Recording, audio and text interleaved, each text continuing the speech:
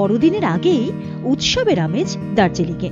শুরু হয়েছে 3 দিনব্যাপী দার্জিলিং টি ফেস্ট, আর দ্বিতীয় দিনকে চুটিয়ে উপভোগ করলেন পাহাড়ে উপস্থিত পর্যটকেরা। এদিন পাহাড়ে ছিল কনকনে ঠান্ডা, তার মধ্যেই ব্যান্ডের গান, কমলালেবু, দার্জিলিংয়ের প্রসিদ্ধ চায়ের স্বাদ নিয়েছেন পর্যটকেরা। মজেছেন অর্কিডের প্রদর্শনীতেও। পর্যটকদের জন্য স্থানীয় খাবারের স্বাদ গ্রহণের ব্যবস্থাও করেছিলেন উদ্যোক্তারা। সঙ্গে ছিল পাহাড়ের ঐতিহ্যবাহী পোশাকে ফ্যাশন শো এরও আয়োজন। আগামীকাল ম্যারাথনের মাধ্যমে শেষ হবে এই কর্মসূচি।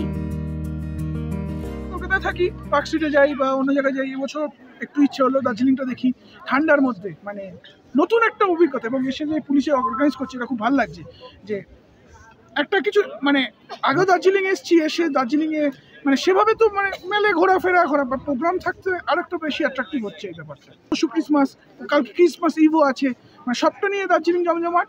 কিরিটি দাস, আমি কলকাতা থেকে এসেছি। আমি শিল্পা দাস রায়, আমি বেলঘরিয়া থেকে আসছি, কলকাতা থেকে। আমি ফ্যামিলি নিয়ে এসেছি।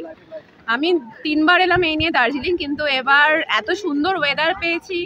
তারপর এবার এখন একটা ফেস্টিভ সিজন, যেহেতু সামনে ক্রিসমাস, নিউ ইয়ার ইভ, এখানে একটা ফেস্ট হচ্ছে আর এখানে একটা প্রোগ্রাম হচ্ছে, তো ভীষণ ভালো লাগে। মানে মেলের এখন পরিবেশটাই পুরো আলাদা, একটা ভীষণ এনজয় করছি আমরা খুব ভালো করে। Directorate of cinchona and other medicinal plant Mungpoo से लेकर आए हैं। ये सोनतला यहाँ मंगपू का नहीं है, ये लाखपंचर का है, वहाँ से लेके आया है। और टूरिस्ट लोग हम देख रहे हैं, कल से देख रहे हैं, टूरिस्ट लोग आते हैं यहाँ सोनतला, यहाँ से लेके जा रहे हैं। कभी कोई बंगाल का है, कोई बॉम्बे का है, कोई दिल्ली का है, आते हैं पूछते हैं, सोनतला देखते हैं।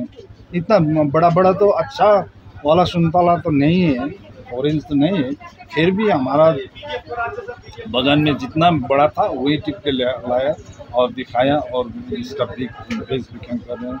उसे वो लोग लेके खुश होकर लेके जा रहे हैं अभी।